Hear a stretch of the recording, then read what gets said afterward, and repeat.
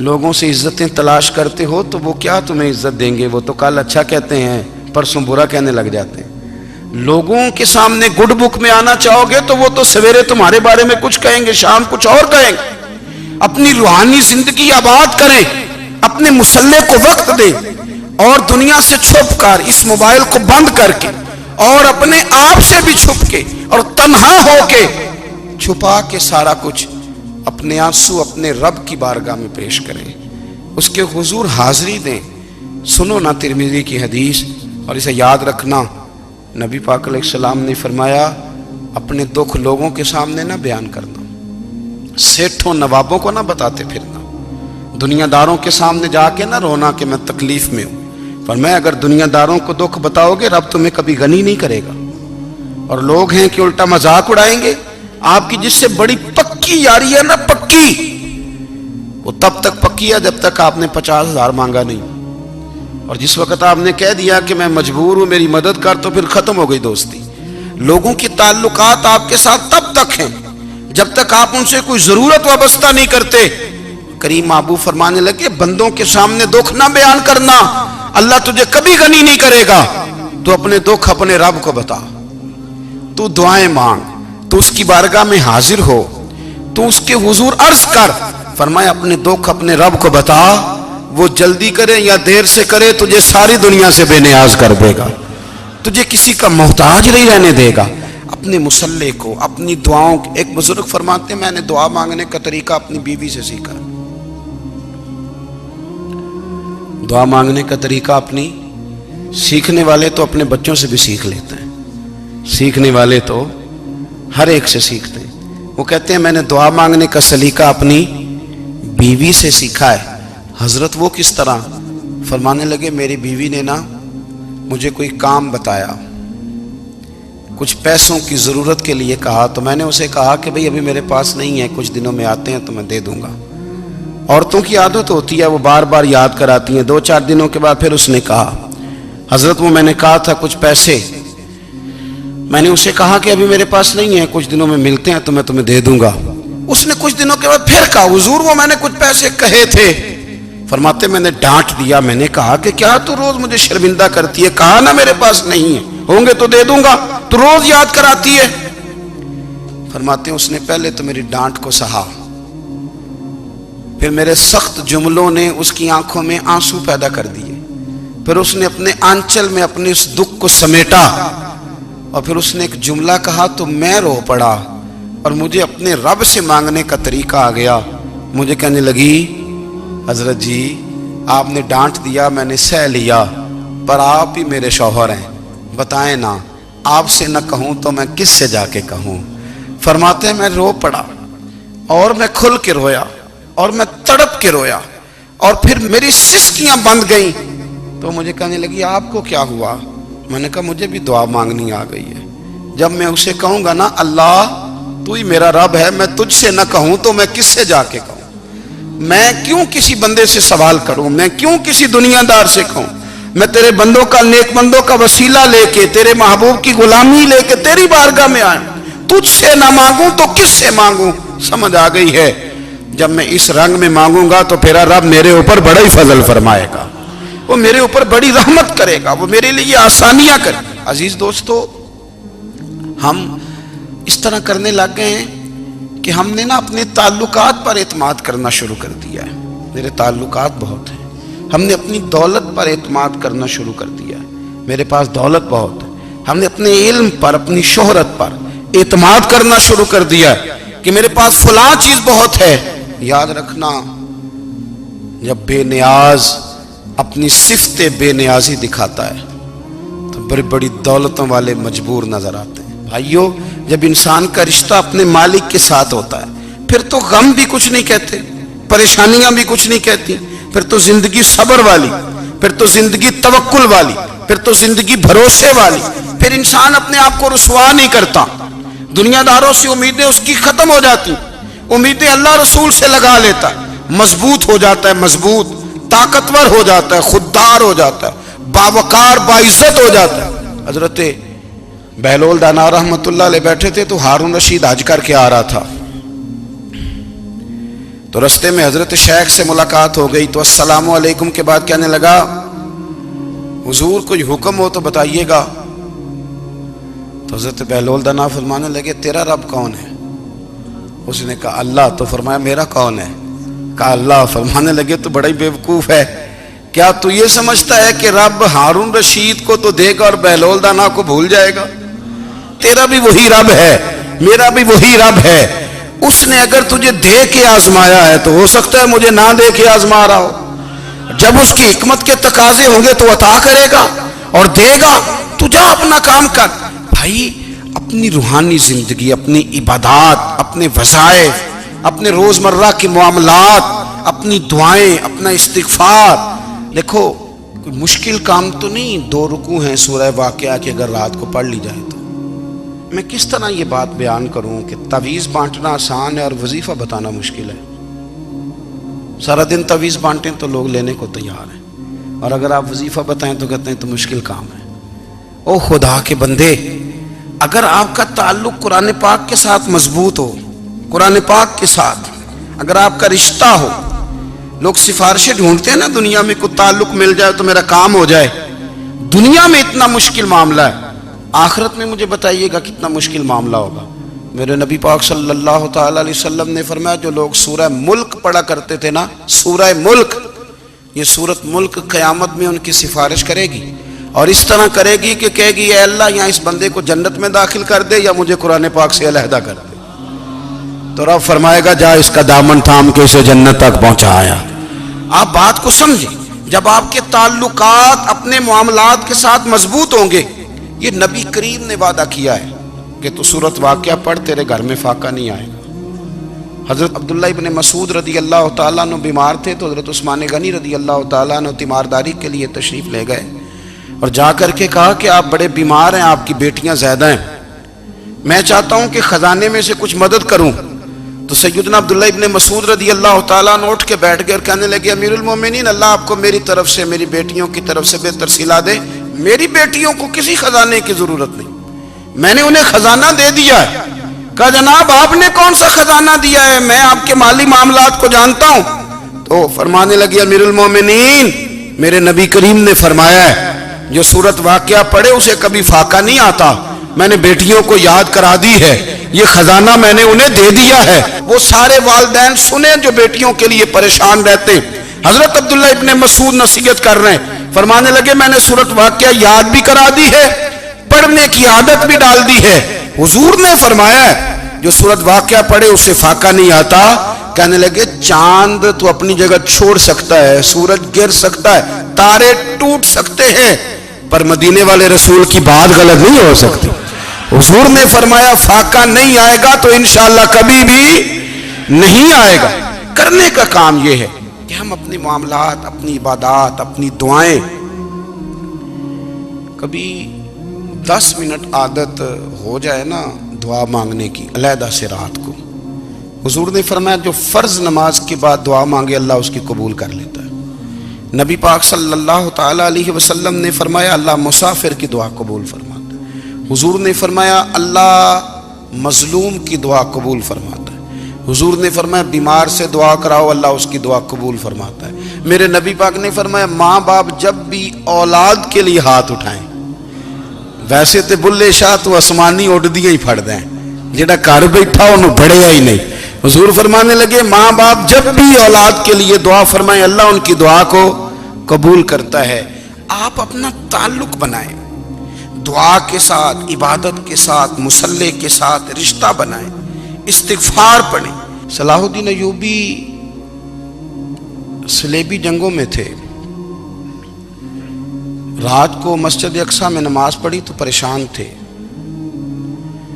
ایک بزرگ سے ملاقات ہوئی تو وہ کہنے لگے کہ آپ بڑے پریشان ہیں. کہنے لگے حضور پریشان اس لیے ہوں کہ پہلے ہی مسلمان کمزور ہے، اب میں نے سنا ہے دشمن کا ایک بحری بیڑا وہ جنگی سامان سے بھرا ہوا آ رہا ہے، تو اب ان کے پاس اور تلواریں اور نیزے آ جائیں گے، مسلمانوں کے پاس پہلے ہی وسائل کی کمی ہے، پریشان ہو کس طرح کر کے مقابلہ کریں گے. یہ بات کہتے ہی صلاح الدین ایوبی نے بزرگوں سے کہا حضور آپ بھی دعا کرنا، دعا کی بڑی طاقت ہے. میرے نبی پاک نے فرمایا دعا مومن کا ہتھیار ہے، دعا مومن کا، دعا مومن کا۔ حضور نے فرمایا تقدیر کو سوائے دعا کے کوئی چیز نہیں بدل سکتی، دعا مومن کا ہتھیار ہے، یہ کافر کے پاس کوئی نہیں، یہ ہتھیار ہے مومن کا۔ اللہ کرے آپ کو سمجھ آئے، پھر سنیں، کئی بار کہہ چکا ہوں یہ ہتھیار ہے۔ کافر کے مقابلے میں جو تیرے پاس سب سے بڑا ہتھیار ہے وہ دعا ہے۔ دعائیں کرانی چھوڑ دی، کرنی چھوڑ دی، لینی چھوڑ دی۔ حضرت سیدنا انس بن مالک رضی اللہ تعالیٰ عنہ فرمایا کرتے تھے، میں نے وہ رنگ دیکھا ہے جب حضور دعا مانگتے تھے اور حضور کی مقدس آنکھوں میں آنسو بھی ساتھ ہی بہا کرتے تھے، میں نے وہ انداز دیکھا ہے۔ تو صلاح الدین ایوبی بزرگ سے کہنے لگے آپ بھی دعا کیجئے، اور خود رونے لگے اور سر سجدے میں رکھ کے رونے لگے، اور عشاء سے لے کر فجر تک روئے، خوب روئے۔ صبح وہ بزرگ آئے تو صلاح الدین ایوبی کا خوبصورت اور ہنستا ہوا چہرہ دیکھا، کہنے لگے آپ بڑے خوش ہیں، رات تو میں نے بڑے روتے ہوئے دیکھا تھا۔ تو کہنے لگے حضور وہ جو بحری بیڑا آ رہا تھا نا وہ پانی میں ڈوب گیا ہے، اب وہ نہیں آ رہا، ابھی خبر آئی ہے تو میں بڑا خوش ہوں۔ بزرگ کہنے لگے اٹھ سینے سے لگ اور سن ایک بات، وہ بحری بیڑا پانی میں نہیں ڈوبا، وہ تیرے آنسوؤں میں ڈوب گیا ہے۔ وہ جو تو رات رویا ہے نا رب کریم کی بارگاہ میں تو وہ ڈوب گیا ہے۔ حضرت عائشہ صدیقہ رضی اللہ تعالیٰ عنہ فرماتی ہیں ایک عورت تھی اور اسے نبی پاک صلی اللہ تعالیٰ علیہ وسلم نے نا وہ کلمہ پڑھ کے مسلمان ہوئی، مدینہ طیبہ آ گئی تو حضور نے مسجد نبوی شریف میں اس کے لیے مکان، ایک سادہ سا کمرہ ساتھ مسجد کے بنوا دیا، وہیں رہنے لگی۔ اکثر وہ سیدہ طیبہ کے پاس آتی تو حضرت عائشہ صدیقہ رضی اللہ تعالیٰ عنہ فرماتی ہیں وہ بڑی باتیں سناتی اور آخر میں کہتی وہ ہار والا دن بھی بڑا عجیب دن تھا اور میرے رب کی قدرتوں کا دن تھا، وہ بھی بڑا عجیب دن تھا۔ سیدہ عائشہ صدیقہ رضی اللہ تعالیٰ عنہ ایک دن فرمانے لگی کہ تو ہار والے دن کا بڑا ذکر کرتی ہے، وہ کیا دن تھا؟ تو خاتون کہنے لگی اماں جی وہ دن تھا جب میرے رب پر بھروسہ اور مضبوط ہو گیا، جس دن میرا اپنے رب پر توکل اور بڑھا، میرے ایمان میں یقین میں اور پختگی آئی۔ کہنے لگی میں ایک گھر کی کنیز تھی، نوکرانی تھی، اس گھر میں ایک بچی تھی جس کے پاس سونے چاندی ہیرے جواہرات کا ہار تھا۔ اس زمانے میں نا چمڑے کے اوپر لوگ ہیرے جواہرات لگاتے تھے، کئی دفعہ سرخ رنگ کے چمڑے پہ لگائے جاتے تھے، وہ بچی پہنتی تھی۔ تو کہتی ہیں وہ بچی کے اس نے اتار کے رکھا یا اس سے گرا وہ ہار تو چیل اسے اٹھا کے لے گئی گوشت سمجھ کے اور میرے سامنے اٹھا کے لے گئی۔ گھر والوں نے مجھ سے پوچھا، یہ بخاری میں موجود ہے، گھر والوں نے پوچھا مجھ سے کہ وہ ہار کہاں ہے تو میں نے کہا چیل اٹھا کے لے گئی۔ گھر میں کچھ چوری ہو جائے تو سب سے پہلا الزام کس پہ لگتا ہے؟ ملازمین پہ۔ کہتے انہوں نے مجھے بڑا مارا، بڑی تکلیف تھی، حتیٰ کہ میری شرمگاہ تک کی تلاشی، میری عزت اتنی خراب کی میں بتا نہیں سکتی۔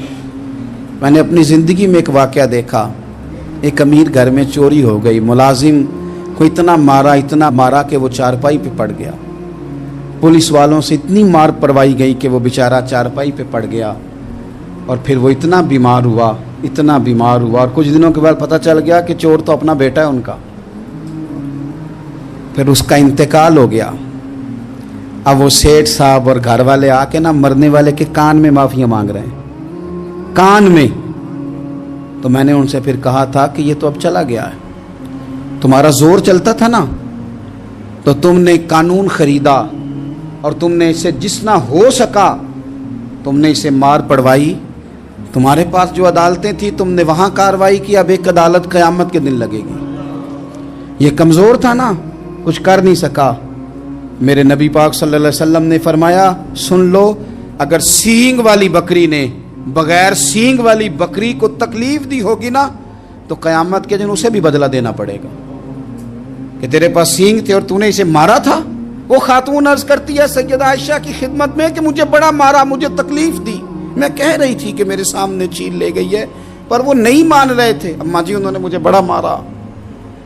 حضرت عائشہ صدیقہ کہتی ہیں پھر کیا ہوا؟ کہنے لگی اماں جی جب کوئی میرا مددگار نہ رہا، مجھے تکلیف دے رہے تھے، رسوا کر رہے تھے، تو میں نے اپنے رب سے مدد چاہی، میرے رب کی طرف میں نے توجہ کی، میں نے کہا مالک اب تو ہی میرا مددگار ہے، कहती है वो मुझे मार रहे थे तो वो चील जो हार ले गई थी वही लेके वापस आ गई, और हमारे सरों के करीब ला के उसने जब उस हार को फेंका, वो मुझे छोड़ के साइड पे हुए, वो मेरी बेगुनाही जान गए।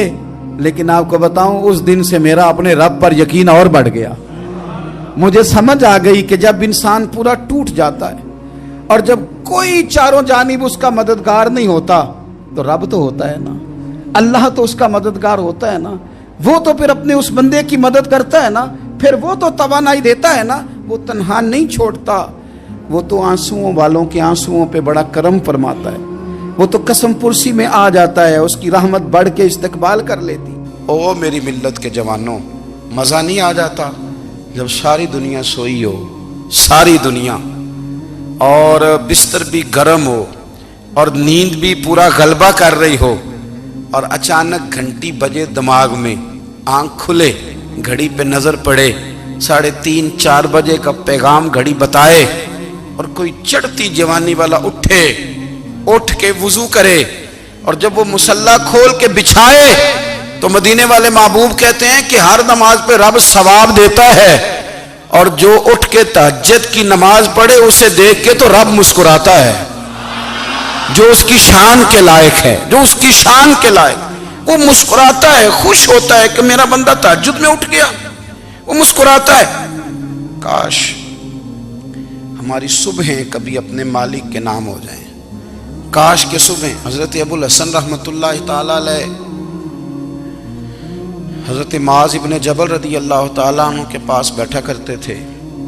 फरमाते हैं उनसे जो प्यार बढ़ा तो फिर मेरा मुसल्ले से भी बढ़ गया। ताबीएं फरमाते हैं सहाबी रसूल से मोहब्बत हुई तो जिक्र से भी हो गई, फिर दुरूद शरीफ से भी हो गई, मोहब्बत उनसे बढ़ी तो फिर अल्लाह ने मस्जिद का प्यार भी बढ़ा दिया। आप फरमाते हैं कि मेरी हर वक्त तबीयत चाहती थी कि बस अल्लाह अल्लाह करूं, बस अल्लाह अल्लाह करूं, बस ना मैं जरा थोड़ी जान छुड़ाऊं लोगों से, कुछ 10 मिनट मिले तो मैं कुछ 4 नफल पढ़ लूं, मैं थोड़ा सा ना बचूं लोगों से, और मुझे तस्बीह मिले तो मैं ना कुछ 400-500 दफा इस्तिगफार पढ़ूं, सुभान अल्लाह, अल्हम्दुलिल्लाह, अल्लाहु अकबर, ला हौला वला कुव्वता इल्ला बिल्लाह, मैं ना तस्बीहात पढ़ूं। फरमाते हैं कि बच्चे थे घर में 6-7, गुर्बत थी, काम मिलता कोई नहीं था, और मैं काम चोर नहीं था, काम ढूंढता था, पर अल्लाह की कुदरत के काम नहीं मिलता था। फरमाते हैं कि मैंने एक दिन अपनी अहलिया से कहा कि आज मैं फिर जाता हूँ काम ढूंढने, तो मेरी बीवी बड़ी फर्मा बरदार थी, पर उस दिन ना गुर्बत के हाथों तंग आके कहने लगी, आज नाना कोई तू चीज़ लेके आया, तो मुझसे बच्चों की भूख नहीं देखी जाती है, सब रोगां दा रोग मुहम्मद जिसदा नाम गरीबी, कंड बुला के लंघ जाते नहीं दोस्त यार करीबी, आज ना कुछ लेके आया तो मैं बच्चे लेके मेके चली जाऊंगी। शेख फरमाते हैं कि मैं बड़ा परेशान घर से निकला, पर मैंने सुबह से लेके जोर तक काम ढूंढा, काम मिला कोई नहीं, तो मेरे दिल में ख्याल आया चलो काम नहीं मिलता तो अल्लाह अल्लाह तो करे ना, चलो बंदों की मजदूरी नहीं मिलती तो रब करीम की इबादत ही करते हैं। फरमाते हैं कि मैंने ना फुरात के पानी से वुजू किया, नहर के, शदीद धूप थी, साथ रेत थी और रेत तप रही थी, मैंने अपना रुमाल वहीं मुसल्ला के तौर पर बिछा लिया, और फरमाते हैं कि जोर से लेकर असर तक नमाज पढ़ी, धूप भी पूरे जोर पे, पर मेरे सजदे का ज़ौक़ भी पूरे जोर पे। फरमाते हैं सूरज भी चमक रहा है और रब की इबादत का ज़ौक़ भी पूरे जोर पे, मैं सजदा करूं तो फिर मेरा उठाने को जी ना चाहे। मेरे उस्ताद लिखा करते थे, ये उनका शेर है, वो कहा करते थे मुझे सोज दे, मुझे साज दे, और मुझे नीम शब का न्याज दे, दमे सजदा खुद को मैं तोड़ दूं, मुझे ऐसा ज़ौक़ नमाज दे। और मैं तेरी बहार का फूल हूं, मैं खिला भी हूं तो तेरे लिए, मुझे मेरी शाख से तोड़ ले, मुझे अपनी जुल्फ का नाज दे। भाई फरमाते हैं कि असर तक मैंने नफल पढ़े, दिल ढलने लगा, असर की नमाज पढ़ी और मैं वहां से चला।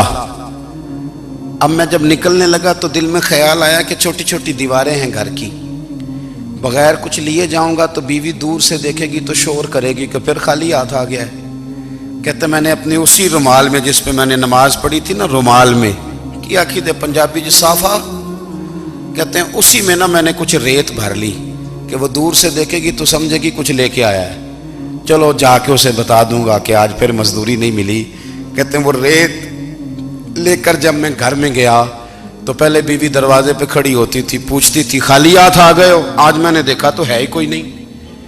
फरमाते हैं मैं अंदर दाखिल हुआ, सलाम लिए, कोने में मैंने वो रुमाल रख दिया और मैंने आवाज दी कि भली मानस कहाँ हो?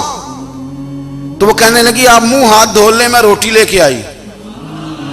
मैंने कहा रोटी कहां से आ गई? यहां तो कई दिनों के फाके, तो कई दिनों की गुर्बत है, यहां तो इस घर में तो फकीरी है।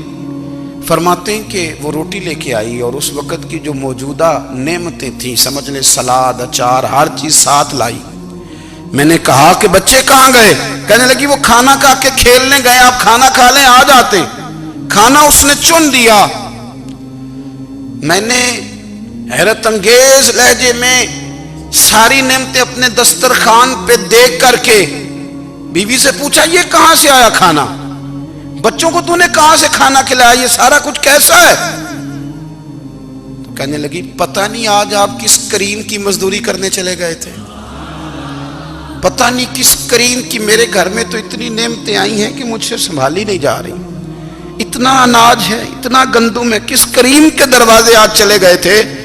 ये कहते कहते वो उठी और उठ करके कहने लगी पहले बड़ा कुछ आया था, अब क्या ले आए हो?